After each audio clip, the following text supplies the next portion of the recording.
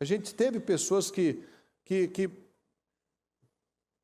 perdiam a vida fazendo isso, atraindo negatividade, morte, depressão para a vida delas. Passavam querendo saber a morte, a contagem de mortes. E sempre assim, tragédias, tragédias, tragédias. Hoje não está só se fala de uma coisa, porque está deportando, está perseguindo, está prendendo, está mandando embora. Às vezes a gente aqui está vivendo, está tudo normal, mas a situação só é alimentada com medo. Aí quem está em outro lugar, está no Brasil, está falando, está vivendo, está ouvindo, está se enchendo de lixo de novo, que as pessoas, infelizmente, não aprendem. Infelizmente, a maioria não aprende, ela sai de um problema, ela vai lá e agarra de novo outro problema. Por quê? Porque o padrão mental não mudou. O padrão mental da curiosidade, o padrão mental de ficar perdendo tempo, o padrão mental de ficar ocioso, o padrão mental de confiar em homens, não muda. Aí fica lá se enchendo de bobagens, falando de preço disso, falando da deportação do outro, se alimentando de um monte de coisa, sendo manipulado de novo por tantas mentiras. Ah, porque falaram isso? Ah, por conta daquilo. Ah, o coitadinho. Esses dias apareceu ontem. Um cara numa boa, falando numa boa. Como é que você entrou nos Estados Unidos? Ah, foi por coiote. Mas esse ainda estava são. Não estava se achando vítima, injustiçado. Você, fiquei lá, um senhor já, né? Fiquei lá. Então, o que você fez? Como é que foi? Ah, a gente se entrega, chega lá, se entrega, tal. Mas agora cancelou tudo, não deu tudo certo. E agora o que você vai fazer? Ah, vou recomeçar. De boa. Não estava se achando, meu Deus, que injustiça, eu já entrei errado. Estou reclamando de voltar errado. Igual eu ouvi um cara falando assim, você entrou, passou calor, 40 graus no deserto, seco, com perigo de morte e tal, na mão daquele tipo de gente e tal. Aí você queria voltar de primeira classe? É verdade. A pessoa faz do jeito que ela quis, ela reclama de como voltou, nunca teve certo. Então as pessoas, às vezes, vão se envolvendo só com a manchete. As pessoas têm a tendência de sempre se envolver com a manchete. E o que vende?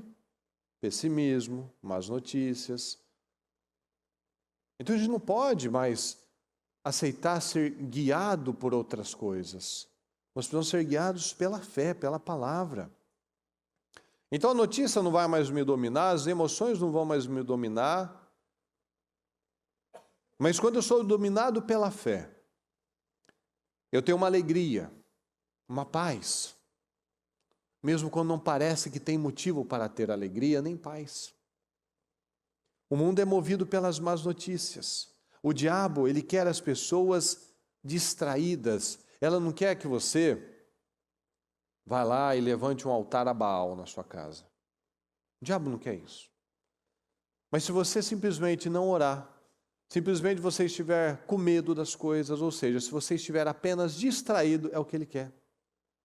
Você não precisa ir lá e não fazer um trabalho, matar um animal, nada disso. O fato de você não estar entregue a ele, já é tudo o que ele precisa, porque perceba isso, pessoal, o mundo é feito para nós ficarmos distraídos. As plataformas de rede social têm os melhores engenheiros do mundo para te manter preso lá. Por quê? Porque isso vale dinheiro, isso vende. Tem coisa que você não sabe, se às vezes você não falou para ninguém, começa a aparecer um negócio que você estava com vontade e não sabia. Não é estranho isso? De você estar conversando com o seu marido, com a sua esposa, com um amigo, de repente apareceu um anúncio daquilo que você estava falando, daí você já sacou. Daí é fácil de perceber que ele está te escutando. Por mais que você diga lá que você não autoriza nada, ele está te escutando. Então ele sabe de tudo, mais do que você sabe. Ele te conhece mais do que você se conhece.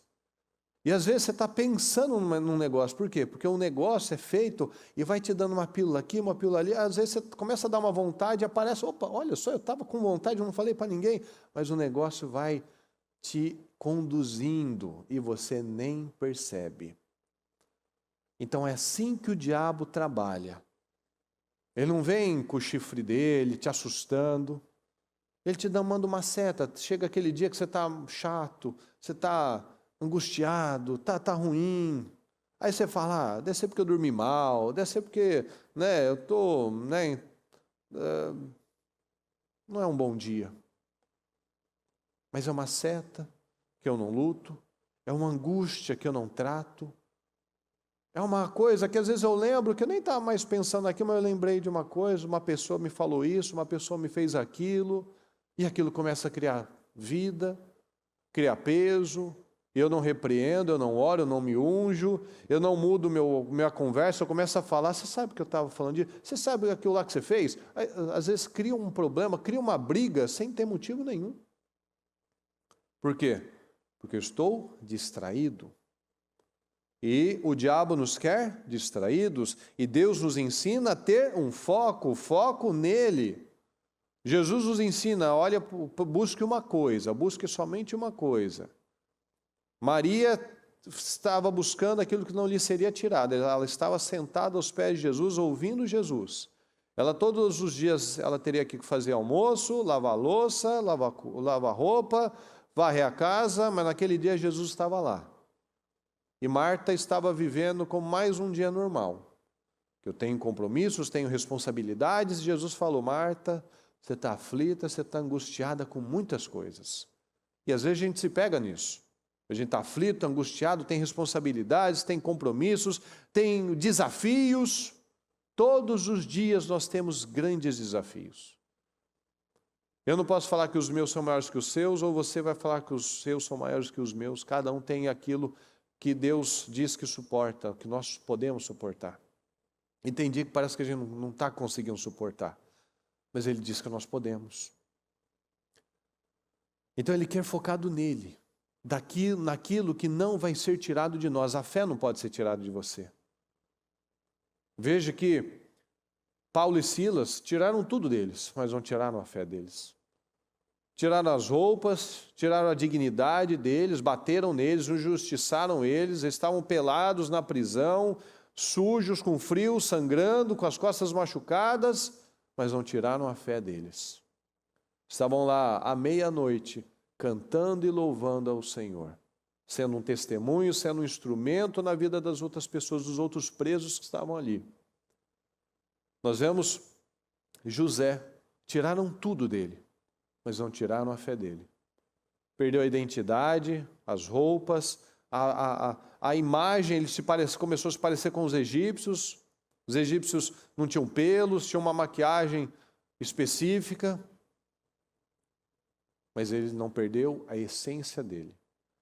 Daniel, a mesma coisa, tiraram tudo dele, ele perdeu os pais foram mortos, perdeu a identidade, mudaram o nome dele, saiu da terra dele, perdeu tudo, mas não perdeu a fé dele. Então nós podemos perder muitas coisas, mas aquilo que está em nós não pode ser tirado. Como diz a bispa, podem arrancar sua cabeça, mas não tiram a fé de você. Podem fazer ameaças, podem colocar um monte de situações, mas você continua com foco nele. A palavra me ensina a ter domínio próprio. A palavra me ensina a ter disciplina, a ter uma atitude positiva sobre as coisas. Mas aí eu ouço uma palavra como essa, eu saio, eu faço do meu jeito, eu me descontrolo, eu brigo com as pessoas, eu não tenho consistência, eu digo que ia fazer de um jeito e eu paro. Ou seja, a palavra está vindo, a palavra tem um propósito, mas eu estou me sabotando. Então essa renovação mental é fundamental, essa consciência do que eu estou recebendo e como eu estou vivendo é fundamental, pessoal. Senão a gente se sabota, senão a gente entra aqui, sai do mesmo jeito e fala, por que minha vida não está indo? Porque eu me saboto. Porque eu saio lá, eu tenho que mostrar atitudes de fé. Lá no meu casamento, eu posso brigar, eu posso ser sábio e ficar quieto. Ou eu posso falar de um jeito certo. Eu escolho o jeito da carne. Eu tenho uma situação no meu trabalho, eu vou lá, eu coloco nas mãos de Deus, eu vou lá e peço dinheiro emprestado para o meu amigo de novo. Eu dou o meu jeitinho. Eu digo que eu tenho fé, mas eu chego, tenho um diagnóstico, eu já me entrego. Já acho que vou morrer, já acho que vai dar tudo errado. Não, eu tenho fé, eu vou fazer. A palavra diz tudo tem que ser feito por fé. Você vai fazer um tratamento? Faça com fé.